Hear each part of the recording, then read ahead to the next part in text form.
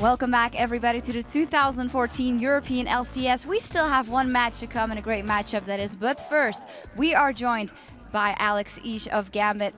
Alex, I want to talk to you about your great performance here in this game. But first, of course, I got to ask you, what happened in that first game versus Fnatic?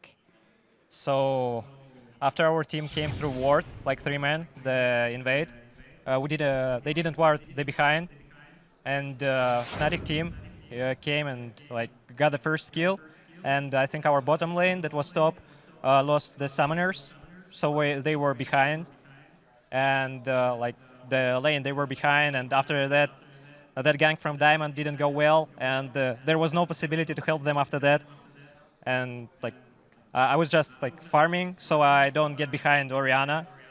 And in team fights, Orianna was better, and their bot lane was so far ahead, and they got like any engages and everything. So we got like outplayed and outpicked. I think that if the lanes went even, maybe it would be better for us. I'm not sure, because we could get picks and like it would be easier. But like that, Trundle got ahead, and he could get the magic resistance that he needed against me and Mundo. And their AD carry was, I think, one item ahead. I got a question about the mid game in that matchup, because it seemed like wherever Fnatic would push a tower, specifically in the sort of 20 to 30 minute mark, you guys were always late to react. You know, Genji was off on the side lane, or you didn't get to the tower quickly enough to defend it. What was happening with that? Was it just a little bit of confusion, or were you just too far behind to even challenge? I think that in our peak, we should be slightly ahead or like equal. So it's kind of snowball peak. And the thing is, we can only like team fight. We don't have any.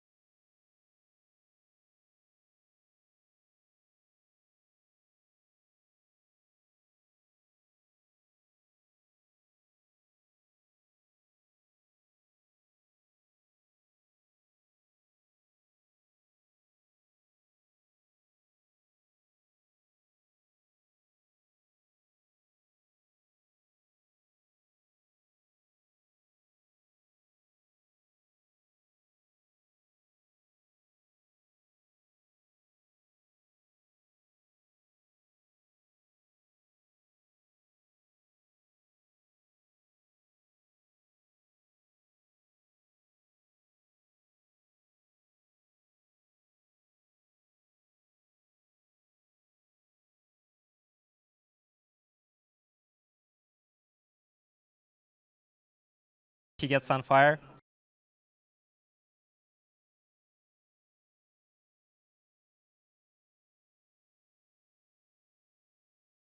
And it is really great engage. And I think that most of our fails and the fail picks are when we lack engage. And about Kennen, like we really needed damage. And I asked Edward what damage hero he can play. He said Amumu or Kennen. So yeah, we decided that Kennen is better. Is it really that easy? He goes, I'm going to play Kennen support. And you go, sure. Like, we tested it in scrims, and it did go pretty well. I mean, he's worse than any, that's for sure. Like, any is top one pick, I would say, nowadays. But I feel that Kennen is really good, and I really like that Edward tried to innovate and bring something new. And the thing is, with all the supports, if you get ahead and snowball, like he did, Kennen got a lot of damage and a lot of CC, and if we were ahead, it's really like hard to get back in game. The same thing is with Amumu. Like, those ultimates are really, really good. Yeah, absolutely. And we love seeing those picks, so just keep rolling them out. Thank you very much. And now it's time to throw things back over to Joe and the Fee Show, as the Latch Master of the day is ready to go. Yo. No. It's been a big day of hard-fought battles though, Shocks, and to cap it off, we have SK Gaming taking on Millennium. And this is the first time that we're going to see both of these teams in action for the LCS. And for Millennium, the first time that they're going to be playing under that brand new name after leaving Alternate. Now, you can't have the game like this, their first game of the LCS, without having a few flashbacks to the summer split last year. Alternate opened things up going 5-0 and sitting in first position until week 7, as incredible as that is. And on the other side, SK going 1-4 and not having the best start. No, SK didn't have the best start, but if we look a bit on the Alternate side, if we look at the positive, is that Alternate, when they came into the LCS, they brought some new picks with them and a new playstyle. Especially the Lissandra pick they used at DreamHack to go 5-0 with. Nobody knew how to play against that, and everyone was really surprised. So for me, it's going to be a big question is, have they thought of something new for this start of LCS? Well, in terms of new, SK are pretty much new, aren't they? I mean, Candy Pine are the only one that's remaining. They, of course, lost NIF to Alliance. They picked up Enrated in the meantime. Number one, what's Enrated going to bring to this team? We know him, of course, well from his time in Fnatic as the EG analyst for a while. And can they compete with Creaton and J-Ree as a bottom lane? Now, if they can compete with Creaton and J-Ree, we'll have to see. It's a hard one to answer because J-Ree and Creaton had two sides last season. The first start of the season, they were absolutely amazing. They dominated everyone. But after Creaton broke his hand and came back, J-Ree, they didn't really look the same, and it got a lot easier playing against them. So it will be interesting to see how they play now, what level they're at. But go back to Enrated. He brings so much knowledge and experience to a team. And when he was the analyst for EG and also for Lemon Dogs at Worlds, both of the teams said, we got so many level 1 tactics, we don't even know which one to use. So for me now, it's going to be really funny to see if he has put in some level 1 tactics in SK Gaming, and maybe they can get a head start. Especially since level 1 right now is fairly stagnant. Obviously, it's funny to say that after what we saw earlier on in the day, but generally we've seen a pretty standard start at level 1. 1 minute 30 comes around, you throw the wards out, and then off you go and get things going. On the other hand, though, we've got Jesus in the mid lane for SK Gaming. Now, he's going to be under pressure to really perform here now that they've come into the LCS. Got some big shoes to fill in the form of Ocelot, of course, and he's shown a few cracks before under pressure. Yeah, he has been looking a little bit insecure in some matches, but for me, the turning point in actually starting to believe in him and not see his nerves as an issue is the fact that he could survive relegation, because relegation is probably the tournament with the most nerves on the line, and you know that you're playing for your job, you know you play for the job of your teammates, so you are so nervous coming into that. If you can survive relegation, which he did, LCS, it's gonna be a great experience for him, and I actually think he's more thinking, I want to get the best out of this than actually being nervous. Yeah, and just to put some numbers to that survival at promotion, games 1 and 2, which they lost, a 0.86 KDA over 2 games. Game 3, 4, and 5 that they won, a 25 KDA. So that just shows you that, despite getting destroyed almost in those first 2 games, that they were able to turn things around and really get things going. His opposite number, though, of course, in this game is going to be Kerp, former top laner for the Alternate/Millennium team right now. He's obviously moved into that mid lane, and at Battle of the Atlantic, he looked incredibly strong against CLG. Oh, he definitely looked amazing, especially his Gragas was so strong. He dominated that game, and he managed in the end to pick up a double kill that actually secured Millennium the win. I'm very excited to see Kerp playing, and I also know that he has a very big champion pool, and I expect to see him during the season to pull out a few special picks. And coming into this game, SK are going to be putting a lot of attention onto Millennium's Kerp, that's for sure, as he faces off against their freshman mid laner Jesus, who is today making his LCS debut. We've been scrimming Millennium a lot, so I think we're pretty confident. They got the same players, but they switched roles. Kerp is a really strong mid laner. Battle of Atlantic, he played really strong. And they saw the teleport to the left actually on the way in, so they can really approach this. Oh my god! That game! What was that? There are new players on the team, but they are all kind of famous. The only thing is not that famous is Jessis on the mid lane, but he's a good player. My personal goal, I have more, but is to definitely prove that I'm worthy of the spot. I think they could do great, but we'll beat them, I think. a similar story to end the video as what we heard earlier on.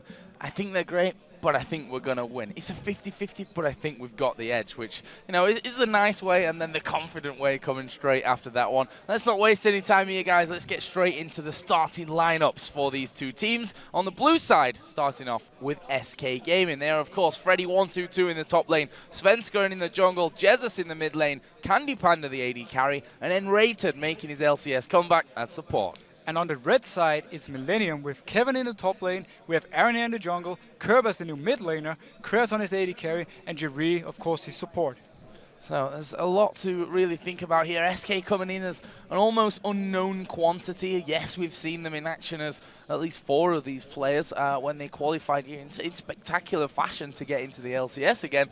NiF was a big part of that, though. But I think if you're going to transfer someone like NiF out of your team, the N-rated is pretty much as close as you're going to get to filling the shoes, right? I mean, N-rated used to be a guy who made a lot of calls. He also used to be a guy who loved to play the aggressive supports. He's really known for his Leona. He also has his Blitzcrank, which he used to love to play. So I expect to see N-rated come in full power forward, and he's going to show right now why Fnatic benching him back in the last bit was a mistake. And what about Candy Panda? Because he's had his time out of the lineup as well. Obviously, he's there now, but he's lost NiF as his support. This was, you know, all the way back to Season 1 as Game D. They attended the Season 1 finals at DreamHack. NiF and Candy Panda have almost been, you know, this couple that were almost inseparable. I won't go the whole way and say most definitely inseparable, but how much is that going to affect Candy Panda? Is that going to be a hard thing for him to swallow, or is that actually going to improve his game maybe in the long term? Now, if it's going to improve his game, it's all up to N-rated. The thing is, right now, bot lane-wise, supports are the ones making the plays, and generally also making the calls when to go in and when to back out. So for him now, not having NiF, if he's been used to the way NiF has been playing, he might actually have a hard time adjusting to N-rated, unless maybe N-rated came in and said, I want to try and play like NiF. Tell me how you played, I will pick that up, I can learn that, and that way you won't feel much of a difference. So it depends a bit on how they looked at it. I expect, though, N-rated to come in and be a bit more aggressive than NiF was, but if it benefits Candy Panda, we'll see. Well, we will see that one in just a few moments when we get things underway. Another bit of a storyline that's carved its way into this game thanks to those transfers is, of course, Kevin, former top laner for SK Gaming, played with them last year throughout both splits, and this time wearing those Millennium colours up on stage. This is, I think, a strange scenario maybe for Kevin, because the fact is that he must have a place in his heart for SK Gaming, spending so much time under the organisation, but at the same time, when you make a move to a new team, you want to beat your old outfit. You definitely want to beat your old team, and I think Kevin comes in right now, he's so motivated and he's so happy because he's in the LCS, he's on a great lineup, and he got pretty much everything he wanted. He was a bit tired of being on SK, he wasn't too fond of how things worked. He now switched over to Millennium, which has a lineup of players who really enjoy spending time with each other. They're very social as well, and I think it's going to benefit Kevin a lot. Well, here we go then into the bans and the picks, and what are we going to see? Gragas, surprise, surprise, taken away from Kurt. We saw that in the pre-game video there. That barrel coming out for him towards the end of their game in the Battle of the Atlantic. Yasuo, who is banned once again here today. We've not seen him in the picks up until now. In fact, banned every game except one. And on the other side, Evelyn taken away from Svenskeren. Elise taken away from Svenskeren. Now, Svenskeren right now is one of the big carries on SK Gaming. He's been playing absolutely fantastic. And Millennium doesn't seem to fear Justice too much because they're not banning out any mid laners. They most likely want to bait him into something and then have a counter pick ready for it. Well, the final ban there for SK was Riven, and final ban for Millennium was Dr. Mundo. Now on the other side for SK Gaming, Shyvana is of course left open. Freddy plays a lot of Shyvana, insta-lock-in almost. Now we have had Lee Sin being first pick actually the last 2 games, but Shyvana coming in now. Freddy, he is really strong on the tanks. We talk about Wicked and his meta. Freddy is the same. He plays the same champion as Wicked and the same style. So Shyvana for him is going to be very good for him, and he's going to have a great impact on the game. Against Renekton, we see the matchup again and again. And yeah, Renekton coming in there. Renekton Shyvana. It's a very old story behind now in this one. Annie as well coming in. We heard Alex Ich saying Annie is top 1 pick right now in the support role, and Millennium obviously think the same about this one. Jerry going to get his hands on him. Now I was wondering about Lee Sin. We know Svenskeren as an incredible Lee Sin player, obviously with having that Elise, the Evelyn, even the Mundo you could argue taken away from him there means that he doesn't get to play that. And Lee Sin, well, as I said, he's an incredible Lee Sin player. Why not? Yeah, why not? I mean, he can do so much on the map with it. We saw Diamond in the last game, how much pressure he had early game. Svenskeren will be able to have the same. I like this pickup though of Leona for Enrated. And Millennium getting Annie, I don't think SK was too worried about that because they knew with the way the plans went that Leona would be open then for Enrated. Well, we remember the Leona all the way back from Against All Authority days. The Corki Leona lane, actually, yes. It was Yellow Star and Enrated running all the way back then. And he's going to be bringing that one in on his debut again, back in the LCS. Hopefully for him at least, a good day for it as well. We'll see what Millennium have to say about that one, though. On the other side, Vi. Aranea, Vi, they've become almost synonymous with each other. He's played so much Vi over the last half year. Yeah, Vi right now is, again, we talked about it before also, such a strong overall jungler because you have impact through the entire game. Once you hit the level 6, I mean your ganks before level 6 are decent, but once you hit level 6 you have these really strong ganks, you can lock down a target. And all the way through the game you're actually going to have impact, especially because you can do the engages. And Aranea, he's one of the shot callers on Millennium and he loves to make the engages, he loves to open up the situation. Together with an Annie on Jerry, I expect to see some very good engages from Millennium. So, he's actually going to be Creaton on Ezreal. Funnily enough, we kind of touched on this one earlier on, that Creaton actually played a lot of Ezreal. Ezreal had his changes, and most people stopped playing the Ezreal, actually, in favor of the Lucian, your Jinx, a bit of Caitlyn in there, but what do you think about Ezreal at this point? I mean, Creaton's obviously very comfortable there. Ezreal is a pick right now that you don't consider one of the strongest, but he's still up there among them. I mean, with Ezreal you can do so many different things. There's so many ways you can build him.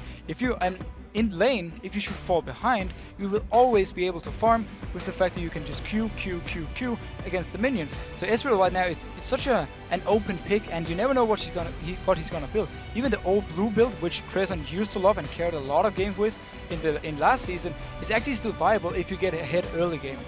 Well, we'll see if that works out for them. On the other side, it looks like we're going to be seeing the first, almost talked a little bit too early on that one.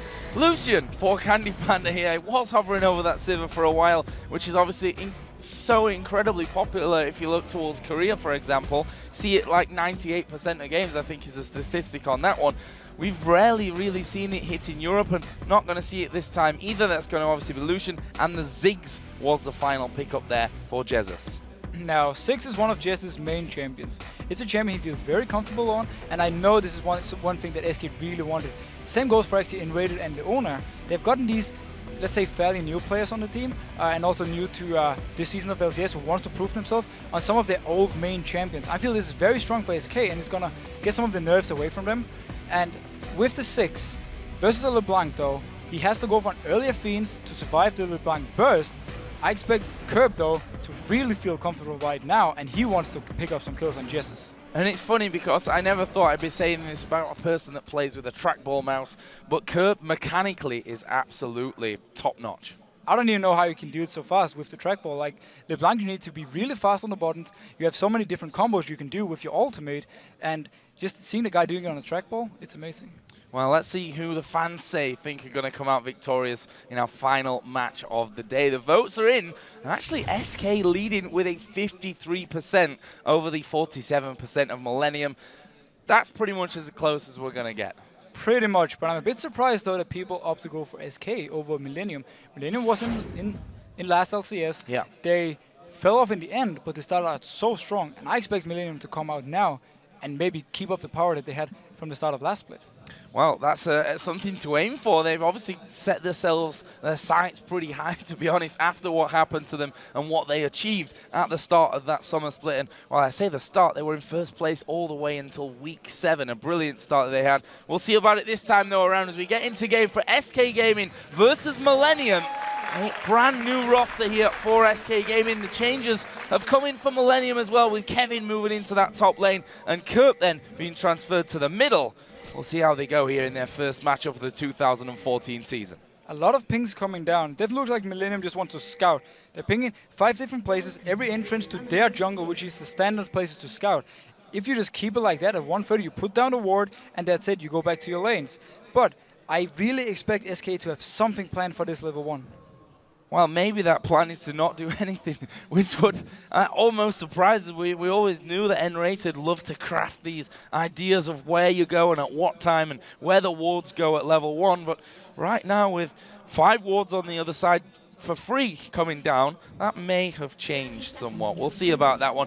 Q actually from Svenska and just landing onto Aranea, so they've at least got vision of one man in the early stages of the game in that top side of the map. Actually, Kevin is waiting in the tri-bush as well, and looking at positions, Candy Panda on the top side of the map. We'll see if he actually goes back. No, it's Shyvana that's recalling, so it looks like we're going to see a 2v1. Yeah, SK wants the 2v1. I don't think he has actually spotted Renekton yet, but they do want to decide on the 2v1. I'm not too sure why, but at least now he knows. He just spotted Kevin. SK Gaming, they don't feel comfortable going 2v2 versus the Annie and Ezreal. Instead, Vi and Renekton is a very hard combo to deal with, though, in a 2v2. If Vi decides to come up, they can actually pick up a kill. We'll see. This is another hard one to call with the changes that SK have gone through, with Millennium looking great at Battle of the Atlantic with this new lineup that they've got, albeit only 1-man difference, really. Obviously, that change of position from Kerp as well. That's going to be all crafted here in the next 30 minutes or so. Aranea there just getting a bit of a start on the red buff from Kevin, and that will be going down for him first. Lee Sin on the other side, Svenskeren starting his red buff as well. Svenskeren started his red buff, which means he can now move towards the top lane, hit level 3 once he do his blue buff, and potentially try and dive on Kevin. But Renekton is very hard to dive. He's not actually even in the lane right now. If SK spots this, or at least they have an idea that Kevin won't return to lane for the next, say, 20, 30 seconds, they can actually fast shove the lane and make Kevin lose a lot of CS on the tower because they early pushed it in. That is taking away those wraiths there. And finally we see Freddy get himself down onto that bottom lane. And, well, there's no one that's going to zone you out probably harder than an Annie with that stun rings swirling around and just meaning imminent death if you get a little bit too close to her. And that's just going to keep Freddy completely out of the action in these early stages. Now, Kevin is a long way away from the top lane, but with the wave coming in now, unless SK actually really hard pushes, as we talked about just before, then Kevin is going to get up there and get all the XP he needs. He already got some XP by going together with Aranea in the jungle. He is still level 1 though. He's going to hit level 2 from the first few minions dying, meaning once he's level 2, it's going to be a bit more of a risky dive for Svenskeren. He's level 3 though with double buffs on him, and we see that those minions going down to the turret, and this is very wise play from Kevin there, sniffing out that danger. He's got the ward in there, so not really sniffing out. He was more using his eyes than anything else. Seeing that Svenskeren to come up and deciding, you know what, I can't stick around for this one. I'm going to have to back away. That turret is going to take a lot of damage. Meanwhile, Freddy's also been harassed by Aranea down on the bottom side. It's a smart move Kevin put down, so he spotted Svenskeren coming in, and he didn't risk getting dived. At the same time, Freddy knew with Kevin backing off in top lane, Aranea must have been bot lane. So he just instantly backed out as well. He didn't spot Aranea, but he just backed out instantly, and they were just going to try and trade tower for tower. First turret of the game is going to be going the way of SK Gaming here as they take that outer top lane. The bottom lane is in a similar position though with Aranea there as well, although they're going to lose out the minions here, which means that push is slightly slowed down somewhat. But the push continues actually in the top lane. 3 men pushing up there. Aranea is actually going to leave, and now Freddy comes across, and they may just be able to hold on to that tower, you know.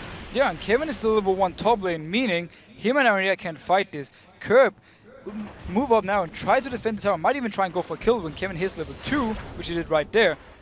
SK wisely enough just backs out. They got what they need. They shoved their lane out. They're going to reset the whole lane now. Exactly what they needed. Oh, Aranea, they're walking through. Oh, puts a ward down, but actually will get hit with the kill, but Svenskeren not going to be able to control him enough there to think about picking up a kill. Might have been different if the Zenith blade have actually landed.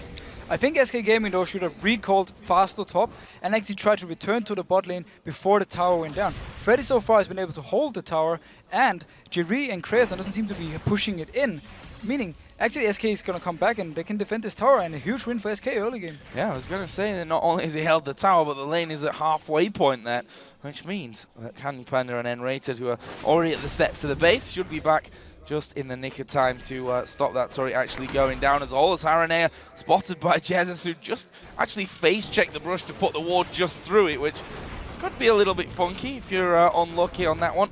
But he uses his satchel charge to jump away anyway, not really feeling too much pressure from that. Finally, Millennium pushed around onto the turret just as Candy Panda and N-Rated arrive. Yeah, the recall from Aranea bot lane, which meant that he couldn't pick up the bot tower together with Creaton and Jerry, meant right now that SK has pretty much just getting a tower for free. Kerb could have held the top tower together with Kevin before, so Aranea didn't have to recall for it. At the same time now, Freddy's going to return to top lane. There's going to be a very slow pushing wave coming to him, which means that Kevin is going to be ahead in XP, but once the wave actually hits the tower, Freddy will be able to pick it up. Yeah, 28-8 up in that top lane as Kevin does get himself that ward down. We'll see what Kevin does here, just trying to hold that lane in position for as long as possible. Freddy's still level 3, or level 4 already there on Kevin, and he's not too far away from hitting level 5 here as well. We'll get it with the next minion as well. Now, next move on the map is not exactly going for towers unless Millennium wants to try and force the bot tower. What Aranea can do at this point is go towards the top lane, and once the big wave hits the tower, he can try and dive or at least force Freddy away from the tower, making Freddy lose a lot of XP. It doesn't look like he's going there though, because he has to move now. Svensson is actually also nearby if it should happen. Just seeing the recall there from LeBlanc in the mid lane. Svensson just off to the side of his jungle as well will be coming up to help out Freddy, who will be thanking this wave for giving him a bit of gold and a couple of levels from it as well. But Kevin basically blocking all those and saying, if you're going to get to them, you're going to have to come through me. Yeah, Kevin has gotten quite a lead now. Freddy will get level 5 though from this minion wave, or should at least be very close. So we put our attention on the bot lane instead. Creaton so far is slightly ahead of Candy Panda, but it's not too much of a difference right now. And once we hit level 6, it's going to be very easy to see if the team's actually up to go for a fight. I do feel though the Ezreal and Annie combo is a bit stronger at level 6 than Lucian Leona.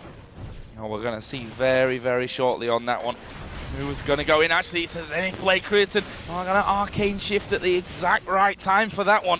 Still no level 6 hit, which Jerry is probably just begging to come down. He's at halfway through level 5 right now, so Tibber's not really imminent for him, which means they're going to have to stall out things a little bit longer to hit that magic point. Smart play by Jerry here. He didn't use his stun, even though N-Rated engaged on him. He saved it in case Candy Panda wanted to go in for the fight. Had Candy Panda gone too close, he would have been stunned by Annie and taken a lot of damage. So smart play by Jerry. He's playing very, very...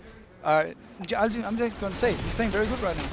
Very, very strong. Jesus, who we talked about in the early game, had a rough start to his game in promotion. Losing those first 2, of course, but the 3 afterwards were pretty amazing stuff by SK as a whole. And they'll be hoping to replicate one of those final games, that's for sure, rather than one of the first 2 in their promotion matches. All right, now this mid lane being very, very quiet, to be honest with you. Kerb and Jesus in that one. Aranea has just actually come through the wall. Right on top of a ward though, and we can see that bottom lane of N-Rated and Candy Panda backed away. Svenska actually coming around to try and counter this one as well, and they have the advantage in terms of position, but look at Jerry, he's hit level 6 now. Now they want to force this dragon, because Jerry is level 6, Creaton is level 6, but the bot lane of XT Gaming is not level 6, giving the advantage right now to Millennium. Aranea is tanking the dragon though, is taking quite a lot of damage from it. Oh, and there is Tibbers going down on towards Svenska, and he takes a lot of damage from the True Shot Barrage. Aranea picks up Dragon. He's actually going to be able to walk away from that one. And funnily enough, in the end, no one going down. As we said, Svenska very low, but low is not dead. Great call by Millennium right here. They knew they had the level advantage bot lane, decided to simply, we're just going to go for this one. Though, a rule of thumb though, a very smart ward by SK having it in the small river bush bot lane. If you're against a jungler who can actually jump over a wall, you always want to keep that warded. Now, Tibbers now down for quite a while. Gives a bit more safety to Candy Panda and N-Rated in the bot lane, who now have that level 6 upon them.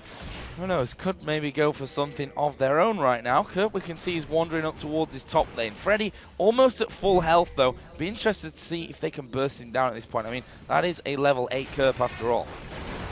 It's a very smart move by Sven to come up here. Can he actually stop this one? Well, they're going to go for it at least, and there is the damage, and it was more than I actually expected to come in as Kevin gets kicked back towards the turret, but he's lost the turret aggro, and Kerp now is going to wait for the cooldowns to come in and put as much damage onto him as he can. The blue buff actually on him there, and Svenskred using the dodgers brilliantly to survive. Kerp not quite able to get the tether down. The clone will die, and they'll be happy with the kill at least. Sven's gonna try to flash kick Kevin into the tower. Sadly for him, Kevin had already gone out of aggro range and wasn't tanking the turret anymore.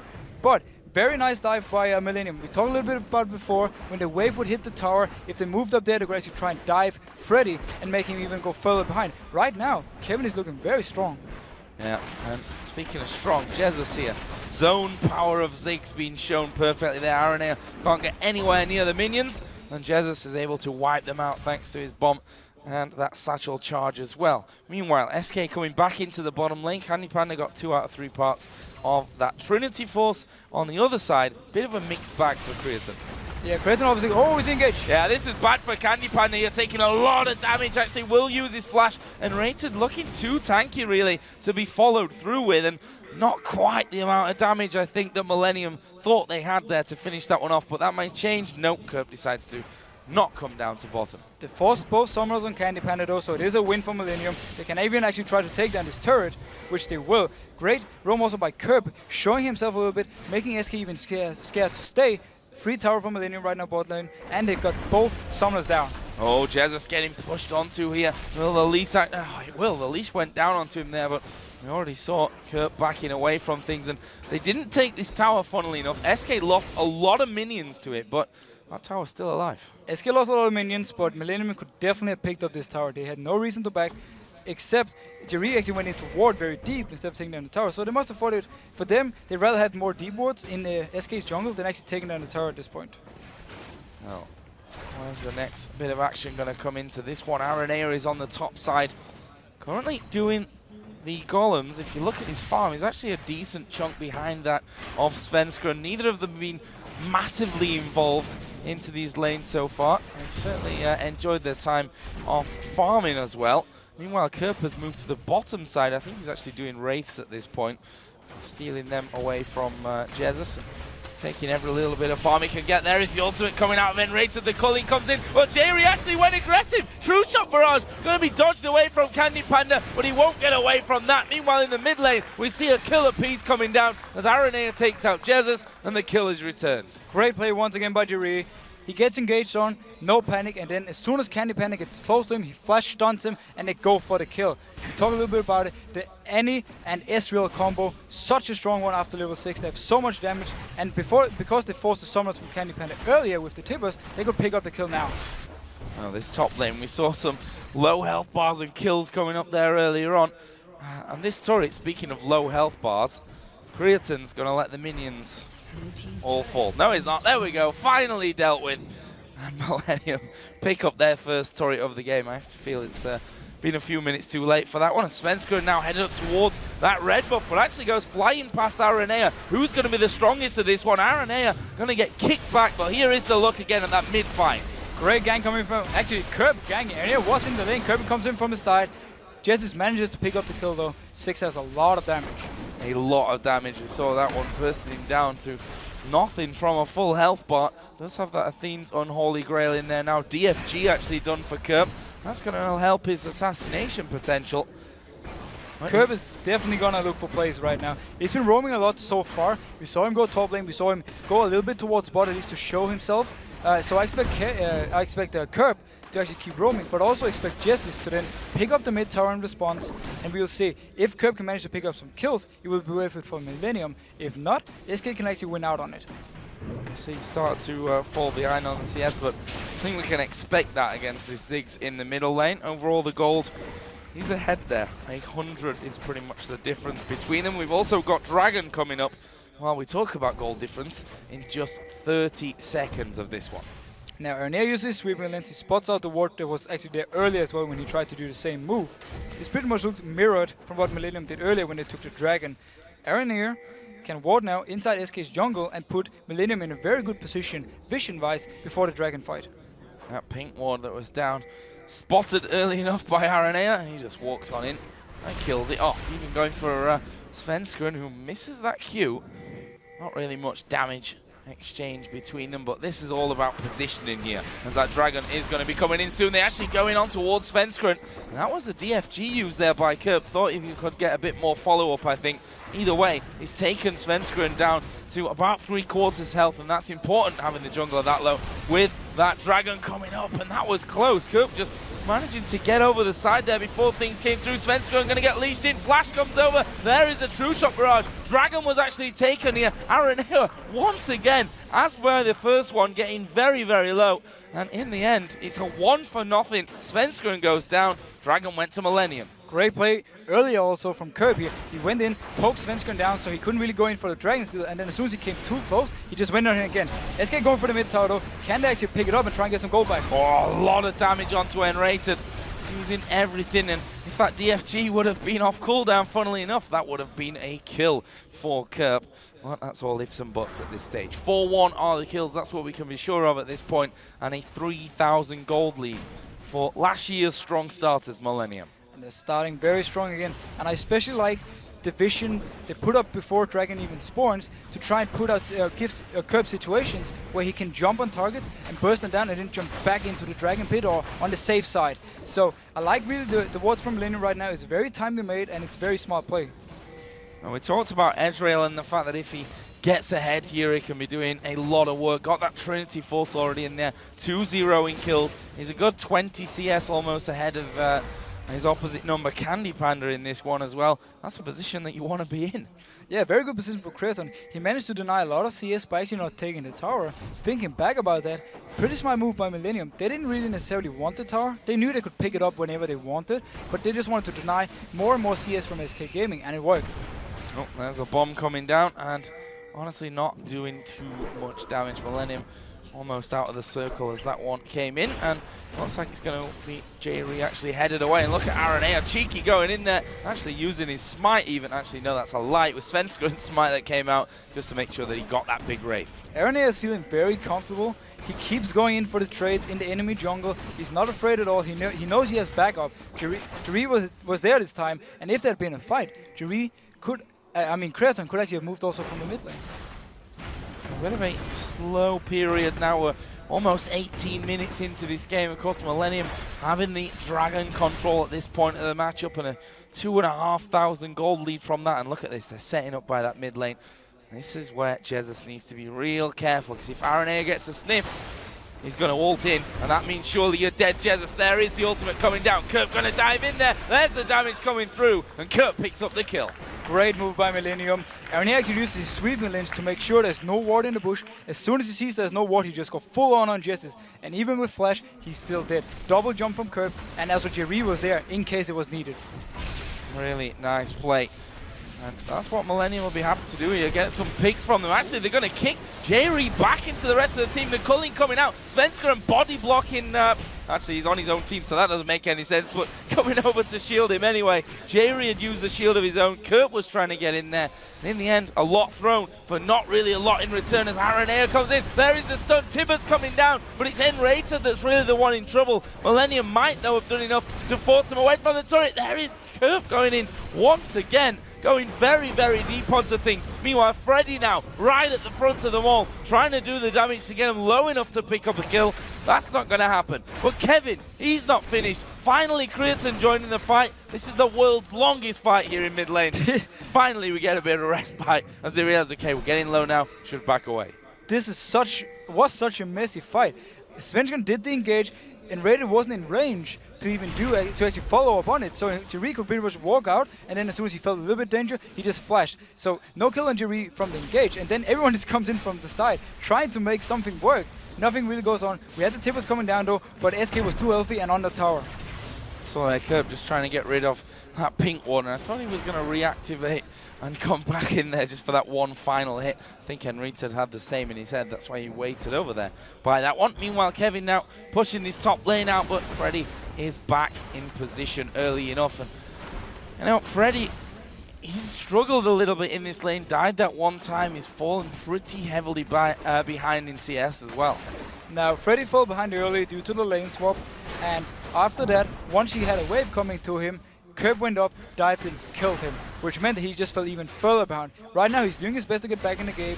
I expect him, though, to get more and more CS and catch up with Kevin and actually start bullying Kevin out of the lane. But by that time, Millennium will probably transition into more teamfight based, or they want to put more focus on Curb catching out targets. Now, the pink ward that SK had behind the Dragon, which has been very important so far, is now gone. The Dragon is going to be up in 1 minute.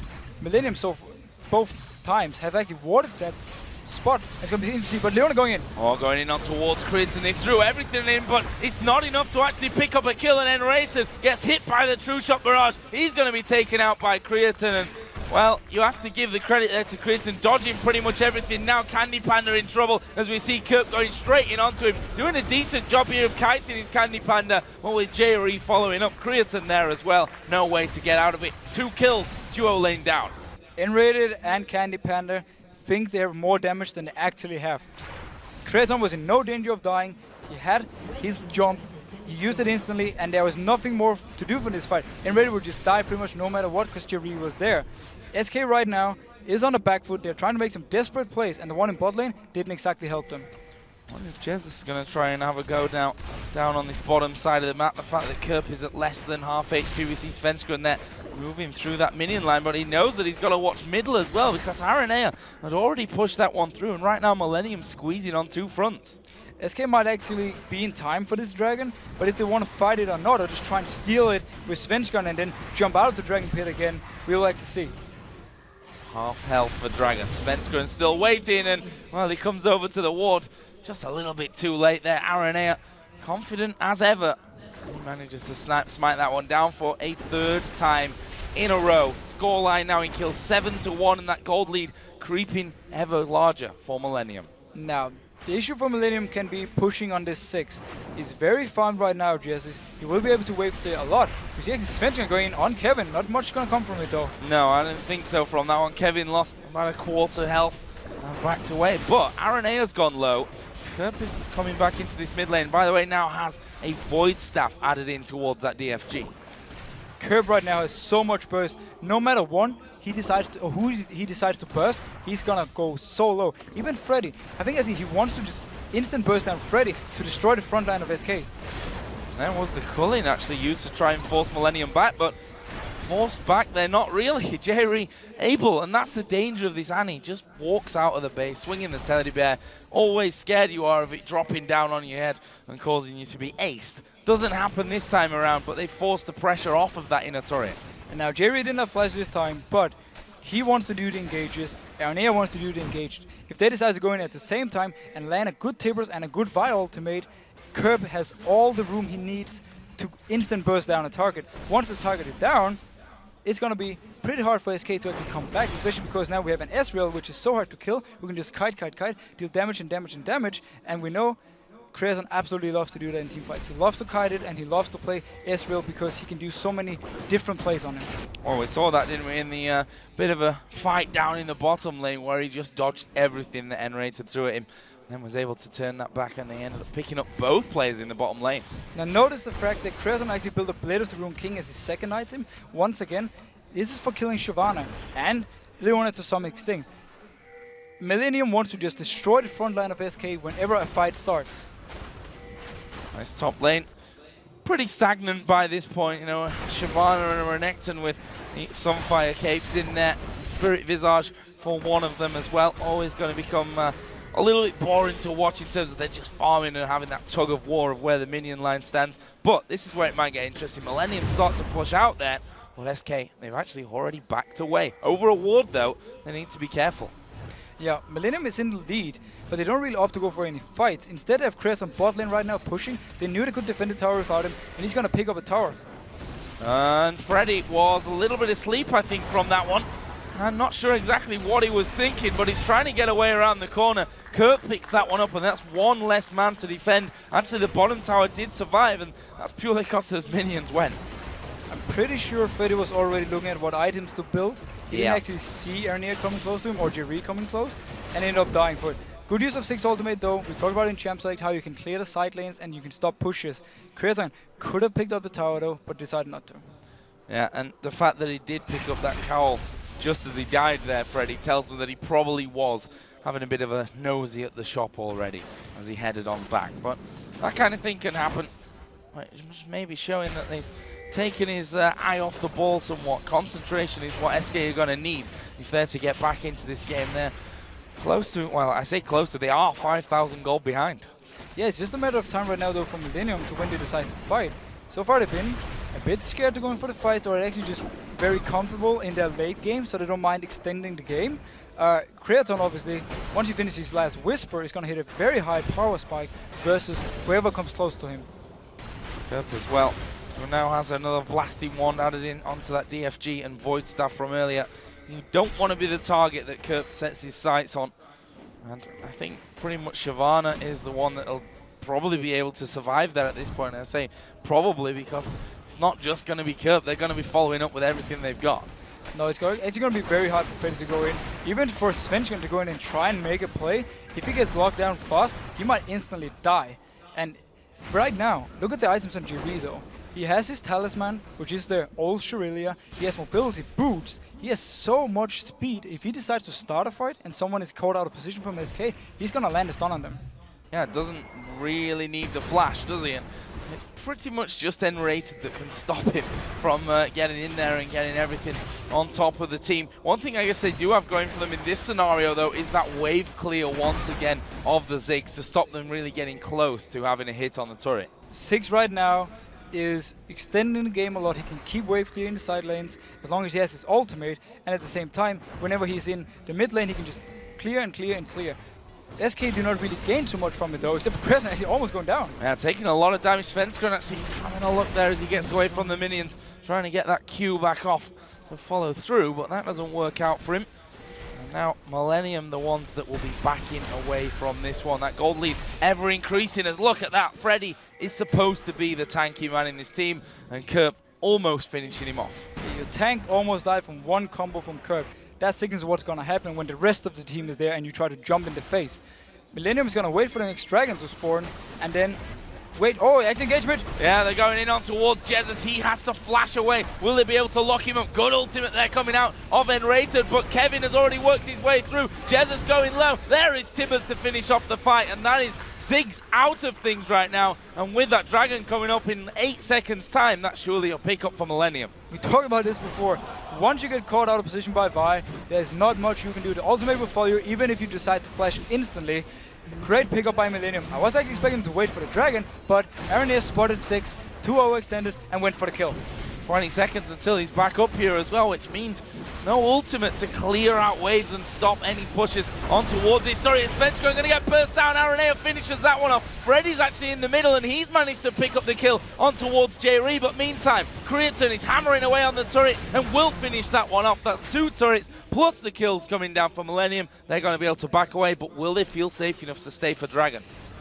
I think they can go for this dragon. 6 is still in base, and they have the position for it. No, funny enough there, and Red actually engaged onto Jerry, and Jerry's Molten Shield, his E, made him get aggro from the tower, so he actually died to Freddy afterwards because he got so low from the tower. Oh, not the ideal scenario. Credit to SK though, they actually pushed back up that mid lane there as they lost the turret to pick up their second of the game. Gives them a bit of gold back, but they are slowly but surely, we're really, really close to a 10,000 gold lead here for Millennium.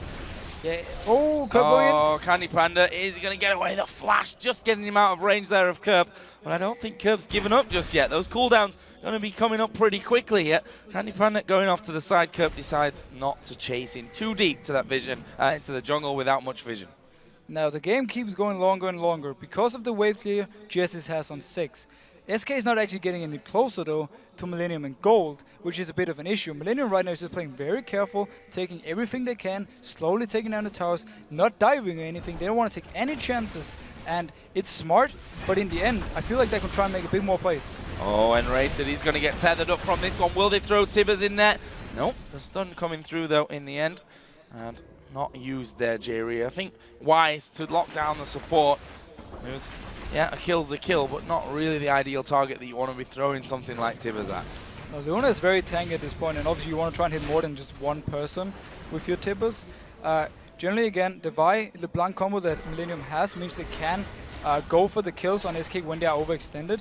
But right now, SK is just standing so safe at the tower, and they're just going to stay in clear.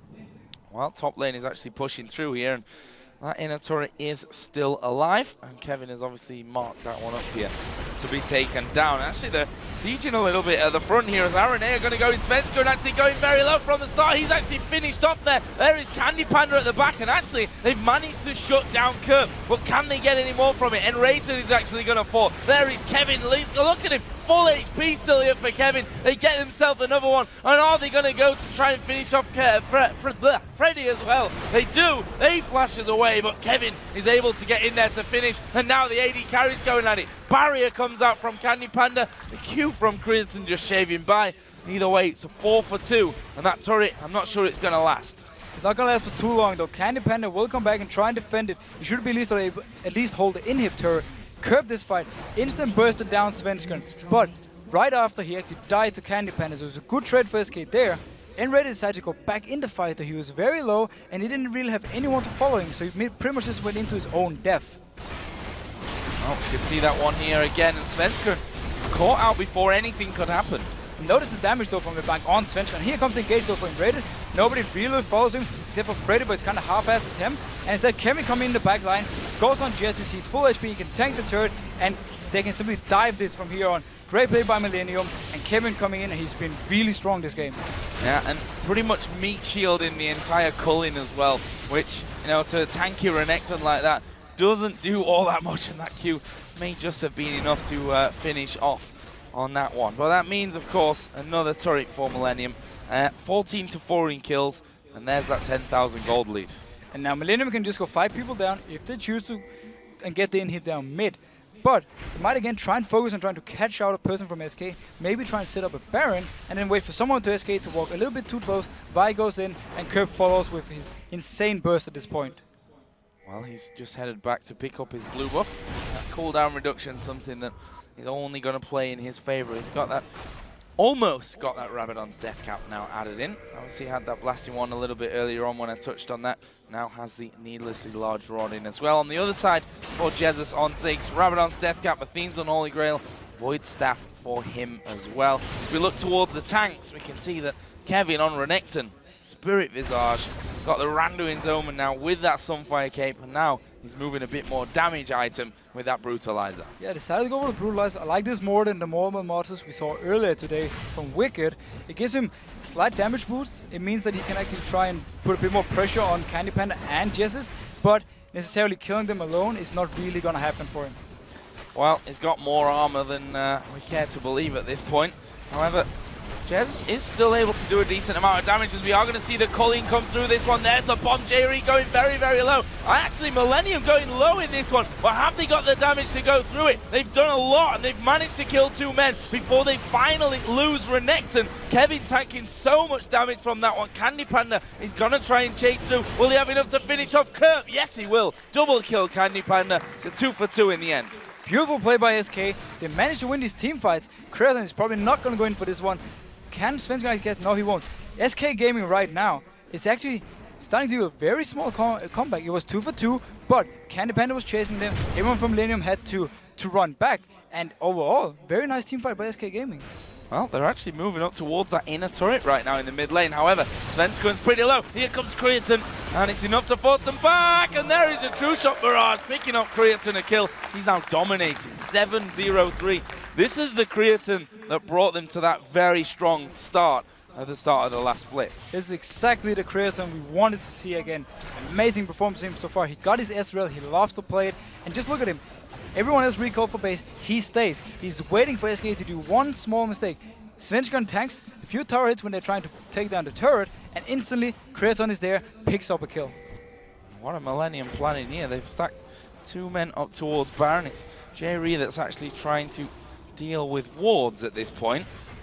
And they just want to warn SK away from even thinking about Baron right now. They tried to do the same engage they've been doing a few times before, where Aranea rains around the corner. Once he sees someone going out in the mid lane to try and take a few CS, he jumps in and picks up a kill.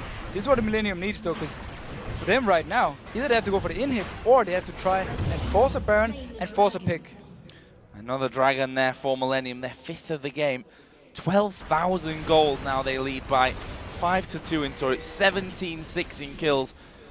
And it's funny when you run those numbers and you look at how close that last fight was. Yeah, it actually shows how well SK was team fighting and how good that combo is in team fights. Shyvana is going to get harder and harder to kill for Millennium, even though they have a combo that can actually kill her fairly fast now. Later in the game, she's going to be harder and harder to kill, and you don't really want to use your LeBlanc burst on the tank.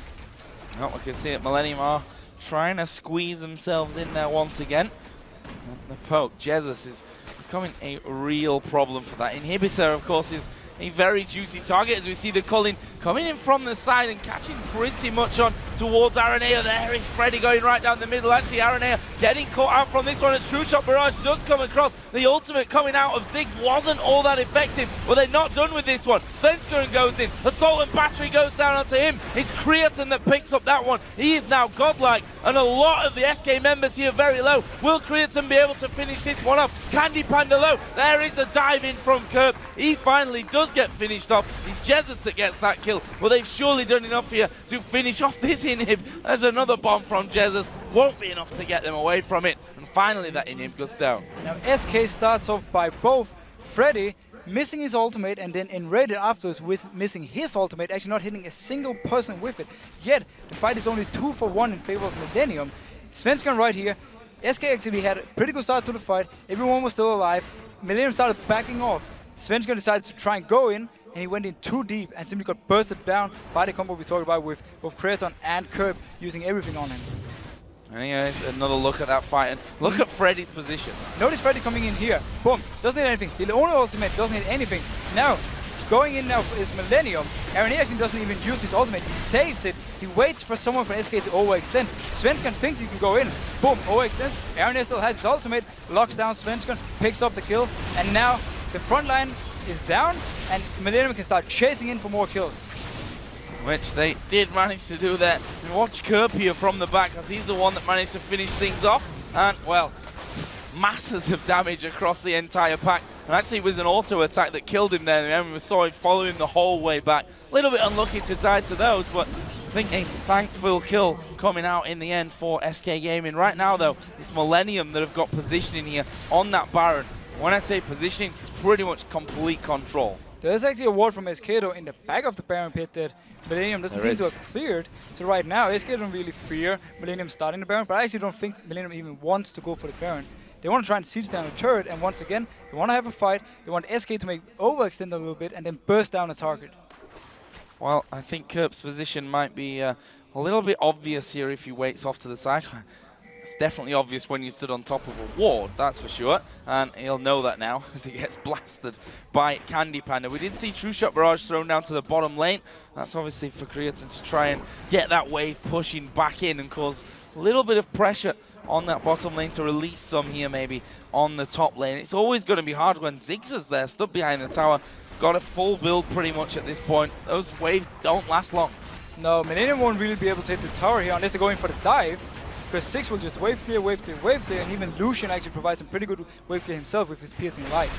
Yeah, and not to mention, we saw it there, the Culling as well, which decimates the minions. Now the mid lane is pushing in though because inhib is down, forcing SK to either use the Ziggs ultimate to clear the wave or send someone back to defend.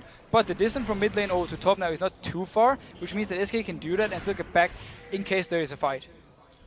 Well, what is the plan for it? Those minions are now in the base and are headed on towards the Nexus turrets. We can see there the recall coming out, and SK have made the decision. They're going to give it up. That's textbook play there from Millennium. They were very patient. Oh wow, it took a Nexus turret.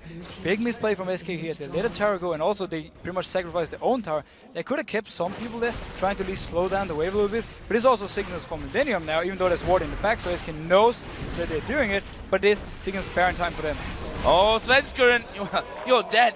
And that would be the DFG in a full combo coming out. Finally, we see the ultimate from Ziggs checking out Baron. Not going to be enough damage to get it lower steal, and that is a pickup by Millennium, and they all hit the recall button and go back home. We touched about this earlier. Millennium wanted to bait someone to face check when they were around the Baron pit. They could have done it earlier though. Millennium has been playing very safe, not taking any chances. But right here we saw how deadly the combo is when you have a LeBlanc this fed, and if you actually try to do the Baron and someone tries to come in to steal. Yeah, you just nuke him down. Exactly what Kurp's just done there, and see the blue buff suffering the same fate, sadly for it. Sven's gonna actually respond by picking up a Banshee's Veil, meaning now the Blank won't be able to instant one-shot him at least. No. 2 it's gonna take now, possibly. Depending on what he actually blocks out there from Kurp, that'll be interesting to see. And we do see that the Zhonya's Hourglass is also finished for Jesus. That's going to give him a bit more staying power when it comes to these fights. But honestly, they're so far ahead. 16,000 gold, 20-7 in kills. They're so ridiculously far ahead. There's the Banshee's Veil gone, by the way, so he's now burstable again. Now Sven's going to scared of the burst. But one thing we have to touch on with Millennium, they've done a great job of making sure Freddy couldn't really go to a lane and farm, constantly trying to keep the pressure going. Yeah, we just saw a bit of a cheeky peek over Aaron going in on towards Freddy. He's not really the target that they want, but there's the flash. Nope, Tibbers. It didn't really work out for him, and you're allowed to miss one, I guess, in the game. Sadly, it was possibly at a time where they could finish it, but Araneo, he's going to flash in. They go straight over towards Candy Panda. He's the only one doing that right now. They're managing to actually put good damage back on towards Araneo. He may even fall from this one. He gets over the wall. The Culling will finish him off from the side. Millennium, though, still have 4 men alive. It's a 4 versus 3, and he's still at the back there. Jerry is going to be coming back up with a stun in a minute, but with Candy Panda and Jesus both at high health, this could still go bad for Millennium, and look, they're backing off. Not the kind of fight Millennium needed right now. First, Jerry flashes in, misses the Tibbers, and then followed up by the ultimate from Ezreal. Later on, we see Vi actually engaging in. Candy Panda dashes into his own tower, and Vi is completely separated from her own team. But look at Kurp. He's off to the side, and none of them want anything to do with that. ZFG is currently on cooldown, so he's not going to have that to throw their way. But we see that minions are going to be forced straight back. That inhibitor down now, of course, again. I'm streaming in, and Candy Panda, half HP, gone. And he's going to be forced to use the Culling, get rid of the minions at max range. And it looks like Millennium might actually just back away from. They've all got over 1,000 gold to spend again. No, the last team fight actually showed how far Millennium was ahead. Nothing really worked for them. The engage was wrong, and they missed a lot of abilities, yet they still came out on top, and they managed to take the inhib down, and also almost killing Candy Panda later on from Kurp. Well, Kurp's waiting here again. I was going to say who's going to push that far up in this scenario, but Candy Panda is proving me wrong. What is Kurp going to go for him? Got pure vision because of those minions pushing in, but with the threat of N-rated, looks like he decides against that one. And, well, another dragon, why not? At this stage of the game, worth its max cash. Actually, not quite, because we've still got a couple of very low level. I mean, I say very low level. N-rated only level 13 at this point. Yeah, so Millennium this game have had control pretty much through the entire game, but they've been a bit too passive, and the team fights have been kind of shaky for them. They tried some engages, they didn't really work for them. In the end, they have to have relied on Kurp playing absolutely amazing and Creaton playing amazing. Bottom turret is the target this time around. It's Kevin at the front of things. He's got a Thorn Mail now added in there, as if he wasn't tanky enough. He has got a boatload of armor. We're back to the same scenario. Yeah. The Millennium is just waiting for the mid lane to push in once again and just stay and keep SK Gaming at the mid tower. Kurp will keep trying to jump in and burst down the target, jump back out. So for now, until the minion wave is actually going to be pushed down in the mid lane, not much is going to happen. So their True Shot Barrage actually thrown to the top lane to try and get that one pushing as well. And that's the annoyance of Ezreal as well, the fact that he can start with the lanes pushing without being anywhere close to it on the map. It looks like Millennium here have gone back off into the jungle. Are they going to try and set up somewhat of a trap? Kurp here wait to the side. Aranea, Vault Breaker across the steps rather than going aggressive. That turret's still up there, so always going to be a threat as they go towards Freddy. Half of his health instantly gone. Now this is actually pretty good for SK. Ooh, almost picking up Creator. But this is good for SK. The longer they can extend the game now, the higher chance they actually have to win it. Because once you start hitting like the 50-55 minute mark, goals start meaning less and less, because more and more people will finish up their items. If SK can actually stall this game for another 10-15 minutes, you might see a CLG EU versus N5 comeback. Well, that game almost killed me and Demon, so we'll see about that one. They almost lost that second Nexus turret there, actually. It came back in a bit of a rush, realizing how low it was going, how quickly. With Super Minions streaming down that mid lane. And we've got 1.5 minutes for Baron. And to be honest, the safe way here for Millennium is to wait that 1.5 minutes. Yeah, and I expect them to actually wait it out. They're probably going to ward around the Baron pit and wait for, or not the Baron pit, but just Baron in general, and then have Curb standing ready if someone should go in there to check. If SK wants to try and get a few wards out, Curb will be there and he will instant burst down a target. Well, they're trying to push out somewhat, but those Super Minions causing them the problem. And Millennium have got 3 men currently sat in the SK jungle. We've got 1 minute until the Baron comes up. Ezreal and Renekton headed in from the backside as well. Picking up the extra little bit of farm here. Not that it, as you said, really is going to be mattering anymore in this one. Creaton, who's sat at 806, is pretty much fully built now. He is fully built, almost completely. He's going to sell his boots at some point and pick up a Zephyr. But right now, GS is actually almost always also full build. He's stitching out a lot of damage and he's doing a very good job wave clearing. Well, it's probably the Baron that they're going to need to have a steal of here, SK. And maybe another 2 after that. That's how far behind they are at this point. Oh, have a good team fight. We're at 46 minutes into this game, we shouldn't forget. Yeah, the dev timers are so long right now that if SK manages to win a team fight, they can push it back into Millennium space and pick up a few towers and maybe even an inhibitor. Well, that's a long way off. I'd be very impressed if we were able to see that coming out of SK Gaming, but let's not count it out just yet. We've got 5 seconds though until the Baron comes up, and Millennium have already backed off. They've got full vision control of the enemy jungle, and they're going to take the Baron in. And SK don't even care about Millennium taking this Baron. They know if they move too close, Svenskon did it before, Curb is waiting in the wings, and he will burst you down. So they're just going to let Millennium get this Baron for free and just keep stalling for as long as they can. The big question is now, do they give up the inhib mid lane, which is not protected by a tower, or do they actually try and take a fight? Well, the thing is, if you give up that inhib, it's not like they've got much behind that either. Only 1 Nexus turret left really to fight for. That Baron now on for Millennium. The gold, sad to say it, approaching a 20,000 lead for Millennium. We can look at this a different way as well. Millennium not being able to close out the game at this point. That could come back to haunt them. Maybe not in this game, but further down the line. Yeah, it's a bit about what I was talking about before. Millennium has looked dominant, they look strong, but at the same time, they have such a huge goal lead and they haven't been able to finish the game. That doesn't exactly signal too many good things going in later, but they're running a pick comp. It's pretty hard to team fight with a pick comp unless you have like a direct target to burst. Right now, the front line of SK is not exactly dying straight up from the first burst. No, more waves coming in, more waves pushed straight back from Ziggs and Lucian.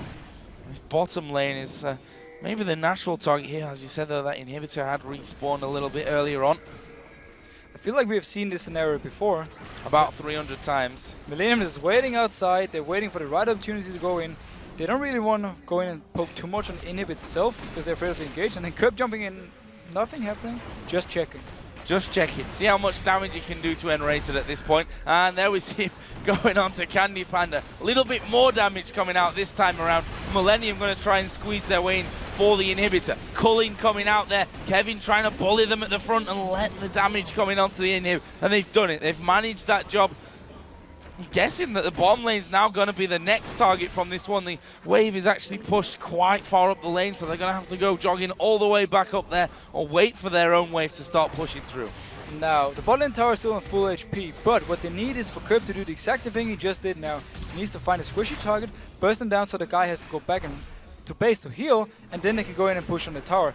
They do not want to go in 5v5 and hit the tower, and at the same time, they don't really feel confident enough to dive. Well, the good thing is it might be 5v4 soon on this bottom tower, because as those super minions come down, we saw the damage they did before. Someone's going to have to defend that single Nexus turret that's left standing here for SK Gaming. We're about to hit the 50-minute mark in this match as well. I like the position by Curb now. He's behind the enemy lines, and he's going to be a lot harder for him to deal with other than him just jumping the wall. Oh, he's like, no.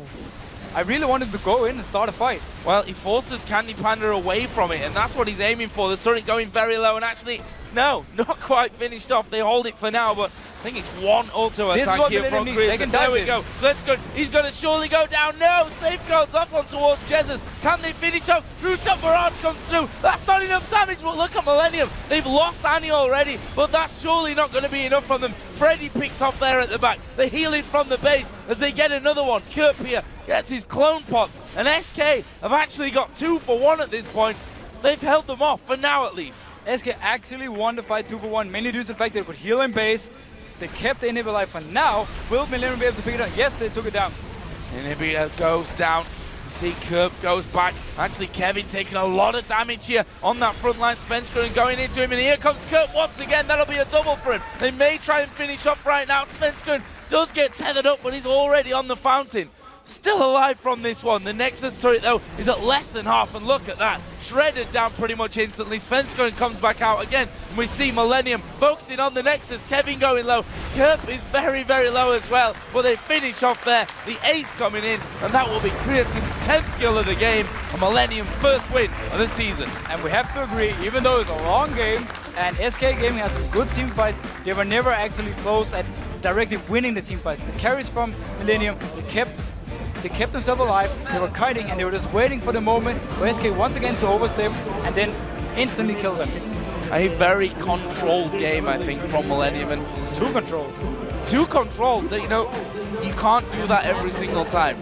Maybe it's only 1 out of 5, maybe it's a little bit less, a little bit more, but sometimes you're going to lose a team fight 50 minutes in when you think you've got full control of the game and you're basically not. That's the thing. I mean, we saw Millennium in one of the team fights where they missed pretty much all their engages. It almost went in favor of SK. Had that happened, very late game where, let's say, 55 minutes, more items on the SK side, really, not really more items on the Millennium side because they're already maxed out. SK could actually maybe have turned the game around. But all in all, we have to look at the fact that Millennium, even if they lost some of their front line, they still had Kurp and Creatine alive in most of the team fights, ready to pretty much clean whatever came in their face. Well, Creatine, again, just to look at his scoreline, 10-0-7, approaching 500 minion kills in there as well. And with that Ezreal that everyone thought, I was wondering, is he going to be picked here? Is Creatine going to go to that one? Aren't we going to see the Jinx solution coming out for him? But no, sticking with what he knows, and you can see his comfort on it. We saw it when they got those 2 kills in the bottom lane, and Enrated threw everything that he had at him, and he just dodged everything. Creatine knows everything about Israel. He knows he knows how much damage he can take, how much damage he can do at any stage of the game. So he was pretty much waiting for Enrated actually to go in on him there. He knew he had Jerry also as the backup, and there was not really any case of him dying if they should have gone in and even stunned him there. So smart play by Creatine all around. He knows exactly how to teamfight on this, and Millennium knows how to teamfight with Israel. And I also want to give a bit of a shout out really to Kevin, a man who, you know, in that SK team, aside from really maybe one game, he was, you know, solid play in the top lane. Pretty much always that we've seen Kevin. This one again, 400 minions, 4-1-12, complete tank. Finished himself a Black Cleaver there for a bit of damage at the end, but didn't really miss a beat. Not at all, and that's Kevin. I mean, he will always get the job done. That's how he is. This game, even though he were next on versus Shyvana, he managed to always keep the pressure on Shyvana, and he managed to actually set up some good dives or dive opportunities for Millennium. One of them they took advantage of, they got the kill they needed, and they kept keeping Freddy behind, and they just didn't stop. Well, while we're talking about Kevin, we can send things over to Shox and Quickshot, who've got him standing by for a chat. Thank you very much, guys. Kevin, first things first, happy birthday. Thank you very much, Shox. I want to ask, were you guys waiting for the turn of the Millennium to win the game? And more seriously, why did it take so long to close out? I don't know. Basically, I think mainly we are a bit tired. So, good shit. So, yeah, basically it was Ziggs and Lucian together, like the cooling always with the wave clearing, and Ziggs was really annoying for us, actually. And we kind of couldn't man up to dive somehow. I don't know. So basically that was it.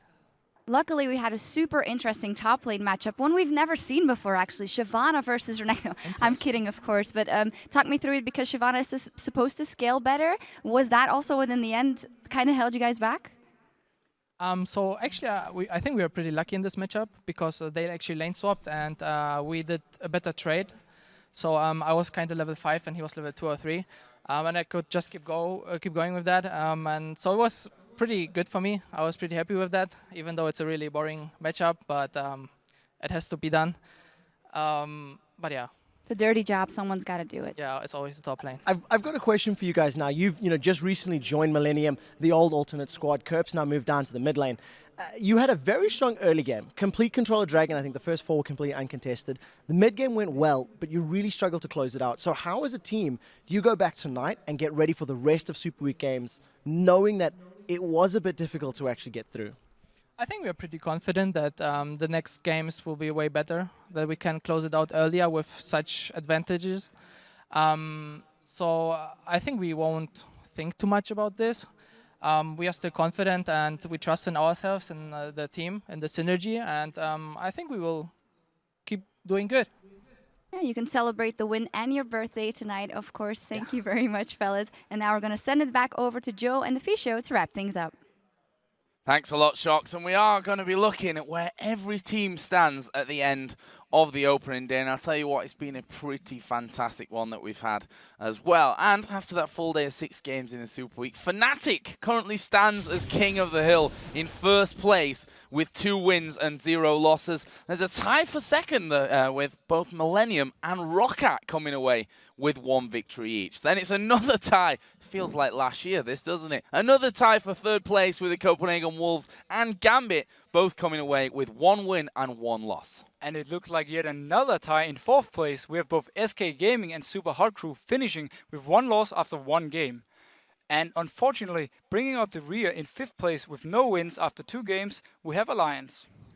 Ties all over the place. It wouldn't be the European LCS without a few ties in there, would it? And of course, those standings are sure to change tomorrow as we roll into day 2 of Super Week, and we're going to be kicking off the action with the Super Hot Crew taking on Alliance. Then we'll be moving into Fnatic, the league table leaders, against SK Gaming, old El Clasico for you there. Millennium then taking on Gambit. And we finish the day with Copenhagen Wolves taking on SK Gaming, and then we have Team Rocket versus Millennium.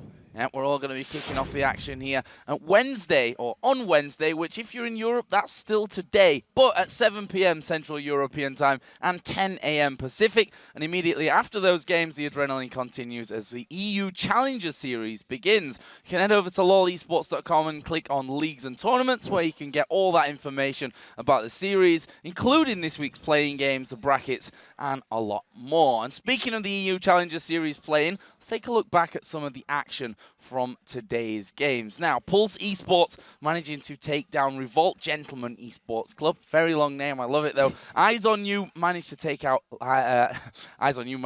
Test Your Limits 2. There's a lot of rhymes even in this one. Unicorns of Love, another great name, have managed to take down the Frozen Riders, and Team Kappa Prime wins over Biskvitki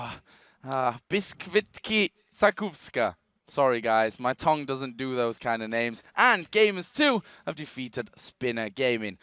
And with that, that concludes our opening day of coverage here at the LCS. For myself, Deficio, Demon, Quickshot, Shox, and the entire broadcast team, thanks for watching guys. We'll see you back here for day 2 of the 2014 LCS.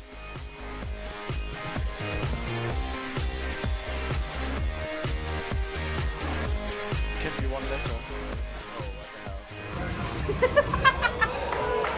This time around, there's the shockwave pulling in the rest of Gambit. Gambit are dropping like flies. It's a triple.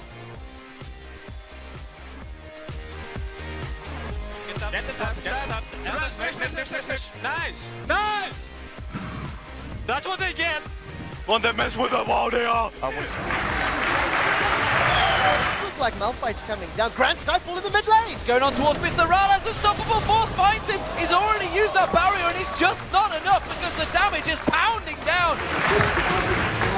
I ultimated, okay? Go in, Gragas.